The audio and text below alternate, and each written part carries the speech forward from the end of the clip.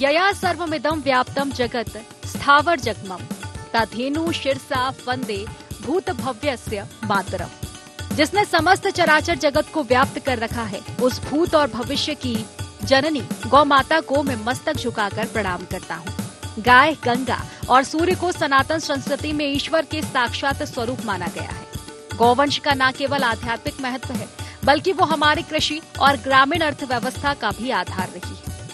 गौपालन के इसी महत्व को समझाते हुए मध्य प्रदेश की डॉक्टर मोहन यादव सरकार गौ संरक्षण की दिशा में आगे बढ़ी है। इसी कोशिश के तहत प्रदेश में पहली बार गोवर्धन पूजा का आयोजन किया गया, जिसमें मुख्यमंत्री के साथ मंत्रियों, सांसदों, विधायकों और दूसरे जनप्रतिनिधियों ने भी हिस्सा लिया।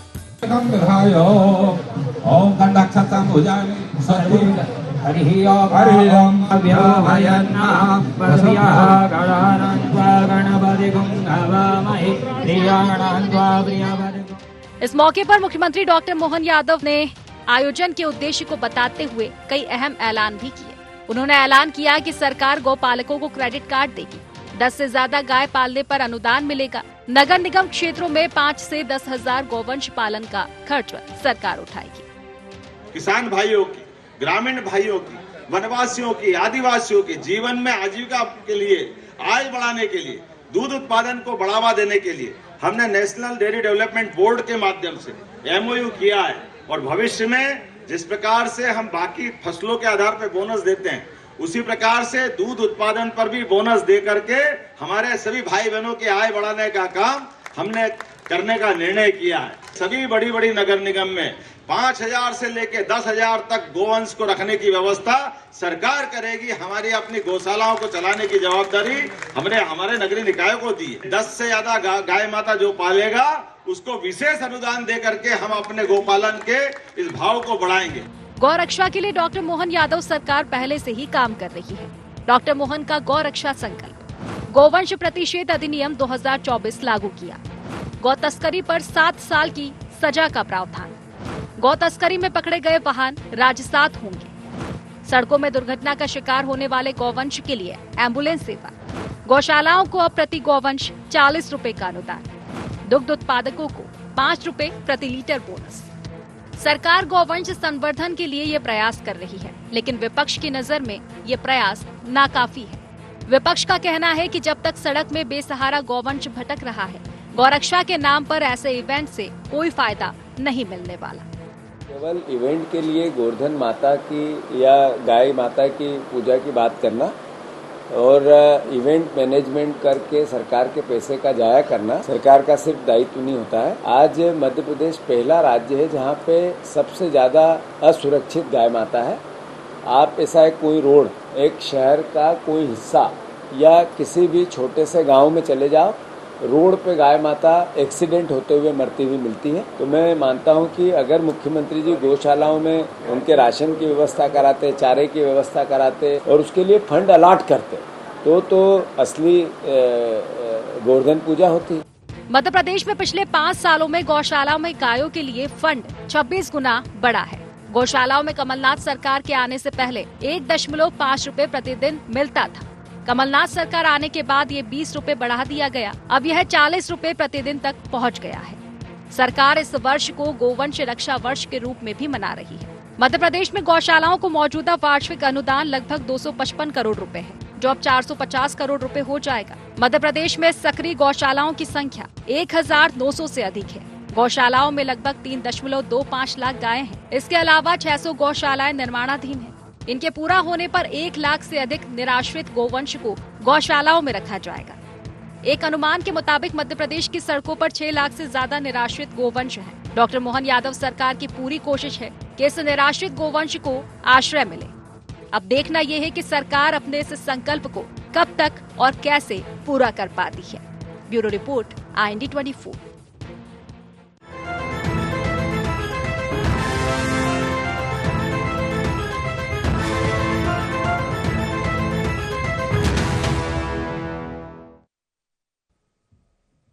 नमस्कार, IND एजेंडा देख रहे हैं आप और मैं हूं आपके साथ खुशी व्यास। गौ सेवा, संकल्प और सियासत।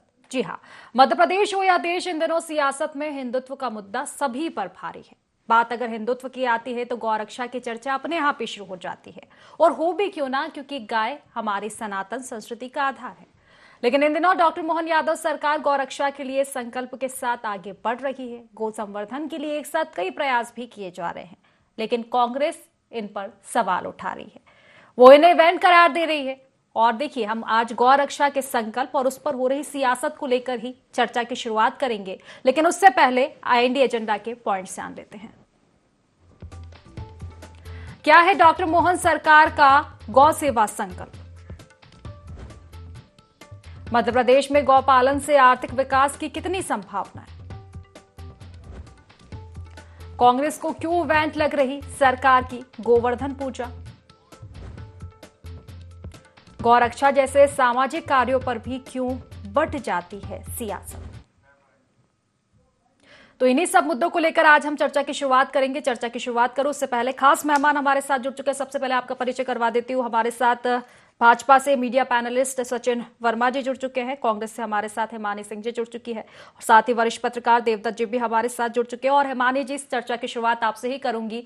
देखिए, विपक्ष का काम होता है जनता के मुद्दों को उठाना और सरकार पर तमाम तरह के सवाल दागना भी, लेकिन हर विषय पर आखिर सियासत क्या लाजमी है? ऐसा सामाजिक विषय हो, आज जिस तरह से बात की जा रही है, गोवर्धन पूजा का आयोजन किया गया, एक बड़े स्तर पर गौ माताओं की सेवा की गई है, अब इस पर भी आखिर क्यों सवाल उठाए जा रहे हैं? कितना लाजमी है आखिर हर विषय पर सियासत?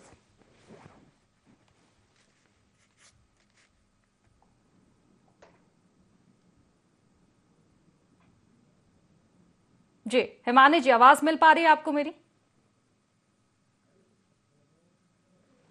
चलिए, फिलहाल संपर्क हो नहीं पा रहा है हिमानी जी से हमारा। रवि जी, आपके पास ही आऊंगी। देखिए, एक बड़े स्तर पर आज गोवर्धन पूजा की गई है। ठीक है, गोवर्धन पूजा की है, लेकिन इस पर भी कहीं ना कहीं सियासत शुरू हो चुकी है। कांग्रेस के तमाम तरह के सवाल है, नहीं इनकारा जा सकता कि बड़े फैसले आज भी लिए गए हैं। देखा जाए तो गौ रक्षा के लिए, गौ संवर्धन के लिए, लेकिन इस पर सियासत शुरू हो चुकी है। कांग्रेस के तमाम तरह के सवाल हैं कि आप काम बहुत कर रहे हैं, योजनाएं कई तरह की ला रहे हैं, लेकिन फिलहाल जो सड़कों पर गौवंश की दुर्दशा है, क्या कहेंगे? खुशी जी, आप मुझसे पूछ रही हैं? जी बिल्कुल सचिन जी। जी जी खुशी जी, ऐसा है कि कांग्रेस की जो चिंता है वो गोवंश के सड़क पे घूमने से है। तो ग्राम सालरिया तहसील सुसनेर में अब जो हम गौ अभ्यारण्य की बात कर रहे हैं, करीब 1100 एकड़ में गौ अभ्यारण्य जो है उसका भूमि पूजन जो है माननीय मुख्यमंत्री मोहन यादव जी ने उसका किया है, और करीब 6000 गौवंश जो है वहां पर देसी नस्ल के, उनका संरक्षण इस गौ अभ्यारण्य में किया जाएगा। इस गौ अभ्यारण्य का संचालन भी जो है वो एक प्रसिद्ध जो गौ संरक्षण के लिए एक संस्थान है, पचमेड़ा संस्थान राजस्थान का, जो करीब इस देश में 1 लाख से अधिक गायों का संरक्षण कर रहा है, वही इसका संचालन भी करेंगे। अब जहां तक सड़क पे जो गौवंश जो देखा जा रहा है, वो मोस्टली अगर आप देखेंगे तो नर गौवंश है, जो जिसको किसान उपयोगी नहीं समझता है, क्योंकि कृषि के आधुनिकीकरण के कारण जो नर गौवंश है उसकी उपयोगिता जो है वो कृषि कार्य में अब नहीं रह गई है। तो और कांग्रेस की जो सरकार थी उसने स्लॉटरिंग के लिए भी नर गौवंश की परमिशन दे रखी थी।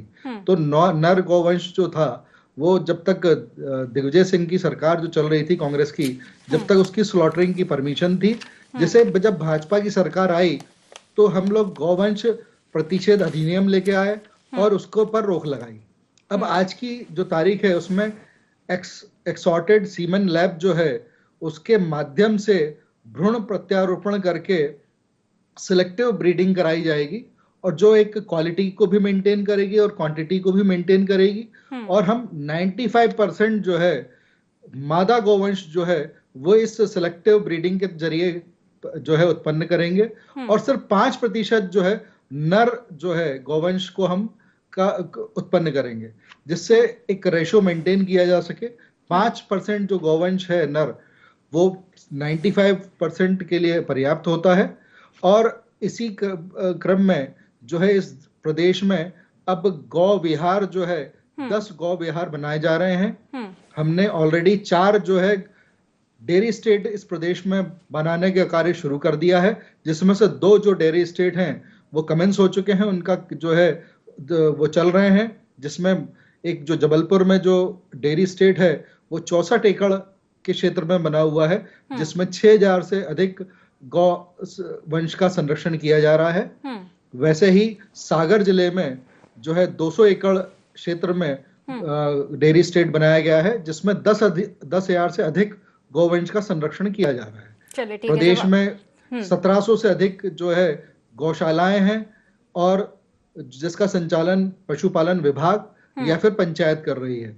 वहीं पर 633 से अधिक गौशालाएं हैं जिसे अलग अलग प्राइवेट जो है एजेंसीज हैं वो इसका संचालन कर रही है। और सरकार जो है इस समय वर्तमान में प्रति गौवंश प्रतिदिन 40 रुपए प्रतिदिन का अनुदान जो है ऐसी गौशालाओं को दे रही है। बिल्कुल, तो जब गौशालाओं के लिए सरकार इतने काम कर रही है, गौपालन के लिए या फिर गौ संवर्धन के लिए इतने कार्य किए जा रहे हैं, तो आखिर क्यों आपत्ति? विपक्ष को इसी का जवाब ले लेते हैं। हिमानी जी हमारे साथ जुड़ चुकी है।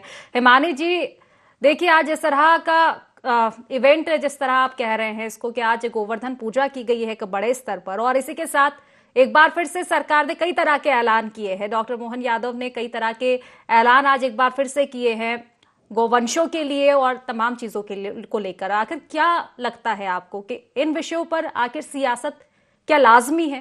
क्योंकि धार्मिक विषय हो जाते हैं, सामाजिक विषय हो जाते हैं, नहीं लगता कि इन विषयों को लेकर एक भागीदारी बननी चाहिए, विपक्ष की भी एक सामंजस्य बनना चाहिए? खुशी जी, पहले आपको बहुत बहुत धन्यवाद कि आपने बीजेपी के प्रवक्ता भाई को रोक लिया, वरना ये पूरा आधा घंटे झूठ का जो पुलिंदा लेके आए थे वो परोसते ही जाते कि भगवान कृष्ण को खुद से धरती पर आकर वापस आज गोवर्धन के दिन शायद फिर से कोई पर्वत सर पर उठाना पड़ता और इनके झूठ को रोक लगानी पड़ती। पहला झूठ इन्होंने बोला 40 रुपए प्रति गौशाला। चलो ठीक है, मान लीजिए 40 रुपए प्रति गौशाला प्रतिदिन। आप बताइए 40 रुपए में प्रति गौशाला कितना ये भूसा या इलेक्ट्रिसिटी का बिल या चीजें आप खरीद सकती हैं जी। और हेलो जी जी, आवाज मिल पा रही है हिमानी? हाँ, तो 40 रुपए प्रतिदिन में कितना खरीद सकती हैं, जितना बड़ा बड़ा ये बखान कर रहे थे। दूसरे मैं ये पूछना चाहती हूँ, जिन पहले तो इनके झूठों का ही जवाब दे दूं, फिर मैं बताऊंगी क्या क्या हमें आपत्तियां हैं कि ये जो गो तस्करी के जो ये जगह जगह मामले मिलते हैं, गायें भर के जा रही होती हैं। अगर इन्होंने स्लॉटर हाउस बंद करवा दिए तो ये गायें जो होती हैं कहाँ जा रही होती हैं? दूसरे, अभी मैं फोटोज है नहीं मेरे पास उपलब्ध, लेकिन मैं आपको बता दूंगी सड़क पर पुरुष नर गौवंश के अलावा महिला मादा, और अगर पुरुष 20 वर्ष की सरकार के बाद आप कह रहे हैं कि 20 वर्ष पहले दिग्विजय सिंह के समय पे होता, तो ये आपका बहुत बड़ा फेलियर है। और आपको इस बात पे भी बहुत शर्म आनी चाहिए कि 20 वर्ष बाद वो दिग्विजय सिंह के गौवंश अभी तक घूम रहे हैं सड़कों पर और आप उन्हें अंदर उनके लिए गौशालाओं की व्यवस्था नहीं करवा पाए। और नर गौवंश को बचाना सरकार की जवाबदारी नहीं है, आप ये कह के पल्ला छुड़ा रहे हैं। दूसरे, आपको इस बात का भी जवाब देना पड़ेगा, जो एसबीआई के इलेक्टोरल बॉन्ड्स में जो कट्टी घरों के द्वारा जो सबसे बड़े बड़े अमाउंट 240 करोड़ से ऊपर के अमाउंट जो दिए गए थे, वो किस आपकी सेवा के स्वरूप दिए गए थे कि आप कट्टी घर बंद करा रहे थे, इसके बदले में उन्होंने वो इलेक्टोरल बॉन्ड दिए थे। हेमंत बिस्वा कह रहे हैं कि सरकार बंद नहीं करवा सकती, सरकार सिर्फ अपील कर सकती है। और आपने भी एक बार बोली, एक बार फिर मोहन यादव जी ने बहुत सारी घोषणाएं कर दी, तो सरकार को इस बात पर आपत्ति है जी। ये द्वापर युग से जब कृष्ण धरती पर आए थे तब से उन्होंने परंपरा गोवर्धन पर गो पूजन की और गोवंश के को सम्मानीय देने की शुरू की थी, और तब से आज तक मानव जाति हिंदुस्तान में इसकी परंपरा का निर्वहन कर रही है। तो मोहन यादव जी ने कोई ऐसी नई पहल नहीं की है जो आज से पहले इस मध्य प्रदेश में या भारतवर्ष में नहीं होती आई है। हम सब जब से हम पैदा हुए हैं तब से हम गोवंश का पूजन कर रहे हैं। आपका काम है गोवंश की रक्षा करना। जब वो बच जाएगा, हम उसे सड़क पे मरा कटा टांगे कटे हुए एक्सीडेंट में घायल नहीं देखेंगे, तो उसका पूजन जनता खुद कर लेगी। उसकी आपको इतनी चिंता करने की जरूरत नहीं है। आपका काम है वो जो पिछली बार आपने देखा होगा भोपाल में इन्हीं की भाजपा की एक कार्यकर्ता ने गायों को सड़ा दिया था, हजारों लाखों गायों के शव मिले थे। किस मुंह से ये लोग गोवंश की रक्षा की बात कर लेते, जब इनके खुद के कार्यकर्ता ये गौपालन और गौशाला की ठेके लेकर और गोवंश का ये दुर्दशा करते हैं, और ये लोग गोवंश की रक्षा की बात करते हैं और बीच में 20 साल पहले की सरकार को इसके लिए दोषी ठहरा लेते हैं। कम से कम आज गोवर्धन के दिन तो इस डिबेट में इनको शर्म के साथ सच बोलना चाहिए था। ठीक है जी। चलिए ठीक है, आपको जवाब ले समझ में लेती आ हूँ। गई होगी विपक्ष की क्या क्या आपत्तियां ठीक है, हैं। सचिन जी से जवाब ले लेती हूँ। सचिन जी देखिए, तमाम तरह के दावे आपने इसके पहले जब आपकी प्रतिक्रिया हुई थी तो तमाम तरह के आपने दावे किए थे, तमाम तरह के आपने अपनी सरकार के काम गिनवाए थे, लेकिन हिमानी जी का साफ तौर पर कहना है कि आपकी फाइलों में गांव का मौसम गुलाबी है, लेकिन ये आंकड़े, ये दावे किताबी है। तो तमाम तरह की बातें उन्होंने भी कही और विपक्ष की इन बातों से इनकार भी नहीं किया जा सकता कि सड़कों पर गोवंश की दुर्दशा की वो बात कर रही है। कितना इत्तेफाक रखते हैं आप? देखिए खुशी जी, मैंने यही बताया कि जो सिलेक्टिव ब्रीडिंग है उससे 95% हाई क्वालिटी की जो मादा गोवंश है उसको उत्पन्न किया जाएगा। इस हाई क्वालिटी की जो मादा गोवंश है वो करीब 10 से 15 लीटर दूध देगी। वो गिर की गाय होगी और अलग अलग जो जिस तरह की जो हमारी देसी नस्ल हैं जो उच्च स्तर की हैं, तो उस तरह की वो जो है गोवंश होगा। और अगर वो 10 से 15 लीटर दूध अगर प्रतिदिन देंगे तो कभी भी आपको ऐसा गोवंश आपको रास्ते पे चलता हुआ दिखाई नहीं देगा। पहली बात तो ये है। दूसरी बात ये है कि मध्य प्रदेश जो है इस पूरे देश में तीसरे पायदान पर है, तीसरे स्थान पर है दुग्ध उत्पादन के क्षेत्र में और गौवंश की संख्या के बारे में। अभी गौवंश की संख्या जो है वर्तमान में मध्य प्रदेश में 1,87,00,000 जो गौवंश है वो इस समय मध्य प्रदेश में उपलब्ध है। वहीं जो जिस तरह से हिमानी जी जो अभी जिस तरह की बातें कर रही हैं, अब केरल राज्य जो है वहां पर गौवंश वध प्रतिषेध अधिनियम के प्रावधान लागू नहीं होते हैं। अब प्रियंका गांधी वहां से जो है वायनाड से इलेक्शन लड़ रही है, लोकसभा अपनी तो क्या सरकार के बारे में प्रियंका आ जाइए, गांधी स्लॉटर हाउस से वहां पर चंदा क्यों ले लिया गौवंश आपने? वध प्रतिषेध अधिनियम के प्रावधान लागू करवाएंगी? तो ये जो है आज कांग्रेस की कोई भी सरकार किसी भी राज्य में पहले के 8 पायदान पे कहीं नहीं आती हैं, कहीं टिकती नहीं है। इनका कोई मॉडल स्टेट नहीं है। ये कहीं कहीं ये बताने की स्थिति में नहीं है कि इन्होंने गोवंश का संरक्षण कैसे किया है, दुग्ध उत्पादन के क्षेत्र में कैसे प्रगति की है, विकास कैसे किया है, उसका कहीं कोई मॉडल नहीं है। इसीलिए खड़गे जी ने बोला कि गारंटी हमको बोलना वर्ड जो है वो बंद करना पड़ेगा। ठीक है, तो उनके कांग्रेस कार्यकाल में जो बाद है में बात करूंगी सचिन जी। देखिए फिलहाल आपकी सरकार है क्योंकि, और देखिए नहीं नहीं, लगता कि जिस सरकार मुद्दे में पर मध्य प्रदेश की सियासत बात हो नहीं रही कर है, रहा हूं, ठीक है, खुशी जिस जी, मुद्दे पर एक- सियासत हो रही नहीं लगता कि खुशी उस जी मुद्दे पर मेरी ध्यान बात देना समझिए। चाहिए। ठीक है, आज देखिए खुशी जिस जी तरह से मेरी हिमानी बात जी पूरी का होने कहना है। दीजिए, हाँ, मेरी बात खूब पूरी होने दीजिए। आज हिमानी जी आज मध्य प्रदेश में भाजपा की सरकार को हटाकर वो आज चाह रहे हैं कि उनको राजपाट करने का मौका मिले, उन्हें सरकार चलाने का मौका मिले। तो उन्हें कोई ना कोई मॉडल तो उनको इस देश में देना पड़ेगा ना कि वो कहां किस राज्य में कैसा कार्य कर रहे हैं। आज हमने जब मनमोहन सरकार थी तो हमने गुजरात का मॉडल खड़ा किया था भाजपा ने कि हमने गुजरात में जो विकास किया है वो हम इस पूरे देश में करना चाहते हैं और लोगों ने उस मॉडल को स्वीकार किया। तो आज कांग्रेस को बताना पड़ेगा कि किस राज्य में उन्होंने कैसा काम किया है, उन्होंने गौवंश के संरक्षण के लिए क्या काम पहले। ठीक है, देवदत्त जी हमारे साथ जुड़े हुए हैं। देवदत्त जी देखिए, जब इन विषयों पर सियासत होती है, चाहे धार्मिक विषयों की बात कर ले या फिर गौ रक्षा, गौवंश, एक ऐसा विषय है कि सियासत का विषय है ही नहीं। एक सामंजस्य कहीं ना कहीं बनाना पड़ेगा और जो समस्या है उनके निदान की ओर ध्यान देना चाहिए। लेकिन नहीं लगता कि क्या गौ माता सिर्फ चुनावी बैतरणी पार करने का एक मुद्दा बन चुकी है? बिल्कुल आप सही कह रहे हैं कि कुछ मुद्दे ऐसे होते हैं जिनको राजनीति से परे रखना चाहिए। ये तो प्रत्येक भारतीय का कर्तव्य है कि वो गौ रक्षा के लिए काम करे। हमारे यहाँ सनातन धर्म में आप किसी भी वेद शास्त्र उठाकर देख लो, गाय का महत्व पता चल जाएगा। हम सब भगवान कृष्ण की पूजा करते, उनके पीछे भागते हैं और भगवान कृष्ण गाय के पीछे भागे हैं, मतलब उनकी रक्षा के लिए घूमते थे। और भगवान राम के बारे में रामचरितमानस में तुलसीदास जी ने कहा है, विप्र धेनु सुर संत हित लीज मनज अवतार, माने वो गाय के कष्ट दूर करने के लिए अवतार लेते हैं भगवान। इतना जब महत्व है, हमारे यहाँ पहली रोटी गाय को दी जाती है और ये आध्यात्मिक महत्व है। यदि वैसा महत्व समझे आप व्यवहारिक भौतिक रूप में, तो उसका दूध कितना पौष्टिक होता है। तो पता चला था कोरोना में, जब एलोपैथिक डॉक्टर भी सलाह देते थे कि दूध और हल्दी डालकर पियो गर्म करके, फायदा होगा। घी कितना फायदेमंद है, छाछ कितना फायदेमंद है।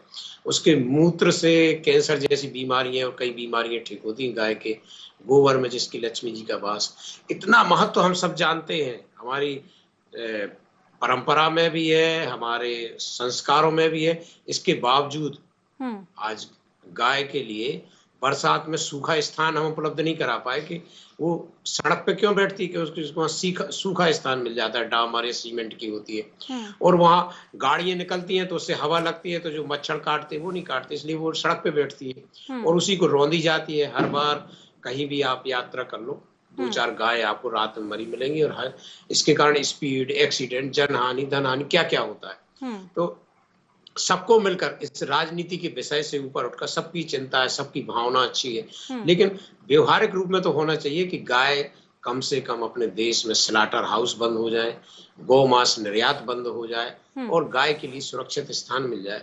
तो मैं कहता हूँ आधी से ज्यादा समस्याएं दूर हो जाएंगी। आज आप बहुत सारे उद्योग लगाने की बात करते हैं, डेयरी उद्योग से बड़ा कोई उद्योग नहीं है, कितना उपयोगी है हर चीज में, ये रोजगार भी देने वाला है, हर दृष्टि से महत्वपूर्ण है और इसमें राजनीति नहीं करना चाहिए क्योंकि एक सरकार की बस का काम नहीं है अकेले, इसको हर व्यक्ति को जागरूक होना चाहिए, हर व्यक्ति को समर्पण चाहिए। आज आप देखते हैं कि शहरों में तो बड़ी समस्या है, अब लोग जो लोग फ्लैट में रखते हैं वो गाय कैसे रखेंगे, तो शहर के बाहर एक डेयरी बनाई जाए, एक ऐसा गौशाला बनाई जाए जहां अपनी गाय के लिए आप फीस भरो और महीने में 1 आध बार आप चक्कर लगाए, बाकी वहां सेवा होगी। इस तरह से सड़कों पर भी गाय नहीं मिलेंगी, गांव में तो इतनी जगह है पर्याप्त कि गाय सभी रखी जा सकती, लेकिन इसलिए बहुत दृढ़ इच्छा शक्ति की जरूरत है। मुख्यमंत्री मोहन यादव जब से बने हैं तब से लगातार वो इस दिशा में प्रयास कर रहे। एक कार्यशाला भी हुई थी जिसमें पहले तो 1.5 रुपए गाय के लिए मिलता था, कमलनाथ सरकार ने 20 रुपए किया, मोहन सरकार ने उसको 40 रुपया कर दिया। अब उसका आदेश हो जाए और गौ को मिलने लगे तो कम से कम जो गौपालक है वो उसकी तरफ रुझान बढ़ेगा कि हाँ इसमें हमारी लागत नहीं लग रही है। एक सबसे बड़ी समस्या हम उद्योगों की बिजली माफ कर देते, किसानों की बिजली माफ कर देते, क्या गौशालाओं की बिजली माफ नहीं हो सकती? जिससे बिजली यदि माफ हो जाएगी तो गौपालक पंखा चलाएंगे तो गाय को मच्छर नहीं काटेंगे, तो वो गौशाला में रहेगी भी और उसके लिए पानी के लिए पंप चलाना पड़ता, बहुत सारी समस्या। निश्चित तौर पर देवदत्त जी की और भी कहीं ना कहीं नए विचार करने की जरूरत है। जिस तरह से गौ वंश का ये मुद्दा है, इस पर राजनीति तो बिल्कुल नहीं होनी चाहिए। और सचिन जी देखिए आप ही के पास लौटूंगी, फिलहाल देखिए तमाम बातें आप कर रहे थे कांग्रेस को लेकर भी, लेकिन आवाज तो आपको लेकर भी उठेगी ना आखिरकार। ठीक है, आपने आज जो भी प्रोग्राम किया, आपने जो भी कार्यक्रम किया, आज गोवर्धन पूजा की और कई ऐलान आज भी किए गए हैं इस मुद्दे को लेकर, गौवंश की रक्षा को लेकर तमाम तरह की ठीक है ऐलान आज भी किए गए हैं, लेकिन क्या ये सिर्फ काफी होगा? जब बात गौ रक्षा की हो रही है तो क्यों इस तरह और कदम नहीं बढ़ाए जा रहे हैं? बात अगर आप कांग्रेस की करते हैं, छत्तीसगढ़ में हम देख ले गौठानों को लेकर भूपेश बघेल जी की तारीफ तो प्रधानमंत्री नरेंद्र मोदी जी ने भी की है अगर देखा जाए तो। और अगर आप ही के मंत्री की हम बात कर ले प्रहलाद पटेल जी, जिन्होंने गौशाला के लिए जो प्रावधान किया है दमोह में, तो नहीं लगता कि कहीं ना कहीं इस तरह के कदम हर एक जनप्रतिनिधि को उठाने चाहिए? देखिए खुशी जी, ये बिल्कुल सही बात है कि इसमें काफी प्रयास करना अभी जो है वो बाकी है और सरकार जो है वो निरंतर इस संबंध में जो है कार्य कर रही है।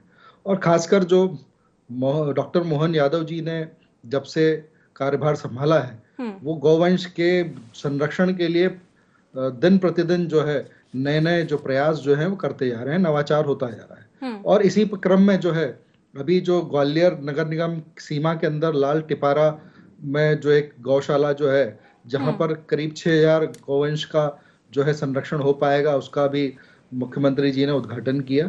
तो इस तरह से अब जो सड़क पे जो गौवंश है वो कांजी हाउस जिसको हम बोलते थे, अब उसको सबको खत्म किया जा रहा है। अब उसको गौ विहार जो है 10 गौ विहार इस प्रदेश में बन रहे हैं, नई गौशालाएं बन रही हैं। और अब जो सरकार द्वारा संचालित जो गौशालाएं थी उनका संचालन जो है इस कार्य के लिए समर्पित संस्थानों को दिया जा रहा है, जिसमें जिस तरह से अभी जो हमने गौ अभ्यारण्य जो आगर जिले में खोला है उसका जो संचालन है वो पचमेड़ा संस्थान को दिया है, जो इस पूरे देश में 1 लाख से अधिक गायों का संरक्षण कर रहा है। तो ऐसे जो समर्पित संस्थान हैं उनको इस तरह का संचालन का कार्य दिया जा रहा है। तो इसमें अब परिवर्तन आएगा और इस क्षेत्र में जितनी भी जो प्रगति है वो हम करने के लिए जो है प्रयासरत है। ठीक है हिमानी जी, देखिए एक बार फिर से यही जिक्र करूंगी कि नहीं लगता कि हर विषय पर राजनीति या सियासत जरूरी होती है। ठीक है, अभी भी गौवंशों के लिए कई तरह के कदम उठाना बाकी है, क्योंकि गुजरात, राजस्थान ऐसे राज्य है, चाहे गोवंश की हम बात कर ले, दुग्ध उत्पादन की बात कर ले, कई अभी भी हमसे आगे है। और ऐसे में अगर सियासत की बात होती है तो सवाल आपके ऊपर भी उठाए जाएंगे कि आप तो इतने समय तक सरकार में थे, आपकी भी सरकार रही थी, इतना समय आपने मध्य प्रदेश में दिया था, तो फिर मध्य प्रदेश में क्यों नहीं आई श्वेत क्रांति? खुशी जी, इसी को मैं आपने 2-3 बार अपने वक्तव्य में सियासत वर्ड का जिक्र किया कि सियासत यही होती है। और जो देवदत्त जी ने बोला, सभी को सामंजस्य बिठाना, कि अगर हम अपनी कमियों को स्वीकार कर लें और विपक्ष भी यदि कोई सुझाव दे तो उसे सकारात्मक रूप ले लें, उसे सियासत नहीं कहते।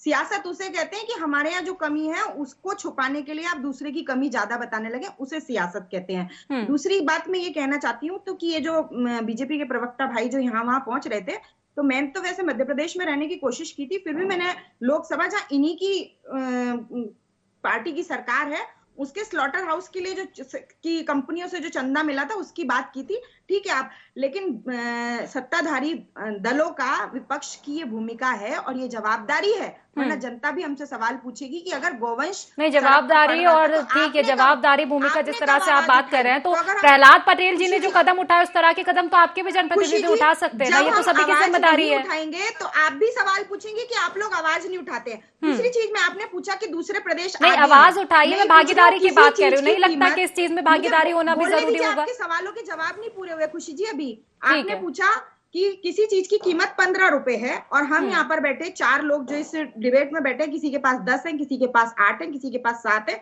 किसी के पास 6 है, तो 10 वाला नंबर 1 पर आ गया, लेकिन फिर भी वो 15 रुपए में वो चीज किसी, ये उदाहरण मैंने इसलिए दिया कि भले आप कह लीजिए कि आप 5वें नंबर पर हैं, पर जो नकली मावा और जो नकली खाद्य पदार्थ पकड़े जा रहे हैं उनके आधार पर WHO का आंकड़ा है कि 2025 के बाद कुछ 35 तक 85% आबादी कैंसर की चपेट में आ जाएगी मिलावटी दुग्ध पदार्थों की वजह से। तो ये भी कहीं ना कहीं गौवंश की दुर्गति की वजह से है। अगर गौवंश इतना अच्छा व्यापार भी है, सरकार इतना प्रमोट कर रही है, तो क्यों नकली दूध, घी, मेवे की मावे की जरूरत पड़ रही है? हम गौवंश को पालकर अपने लिए असली चीजें भी तो पैदा कर सकते हैं। क्यों इन चीजों पर रोक लगाने की जरूरत नहीं पड़ रही है? क्योंकि गौवंश को तो आप स्लॉटर हाउस बेच दीजिए। ठीक है, देखिए बिल्कुल तमाम तरह के मुद्दे, आपके तमाम तरह के तर्क, हालांकि देखने वाली बात है कि इस और कितना ध्यान दिया जाता है, क्योंकि गौवंश के लिए तमाम तरह के दावे किए जाते हैं, ऐलान किए जा रहे हैं, लेकिन नहीं नकारा जा सकता कि गौरक्षा के लिए अभी भी कहीं ना कहीं नए कदम उठाने की जरूरत है। फिलहाल समय की कमी है, इसलिए चर्चा को समाप्त करना पड़ेगा। आप तीनों मेहमानों का बहुत बहुत शुक्रिया चर्चा में जुड़ने के लिए। तो देखिए, गौरक्षा का मुद्दा एक बार फिर से मध्य प्रदेश में गर्मा चुका है, गोवर्धन पूजा के साथ ही। हालांकि विपक्ष के तमाम तरह के तर्क है, लेकिन देखने वाली बात होगी इस मुद्दे पर सियासत जारी रहती है या फिर एक सामंजस्य बन पाता है। तो फिलहाल IND एजेंडा में बस इतना ही। आप बने रहिए IND 24 के साथ। नमस्कार।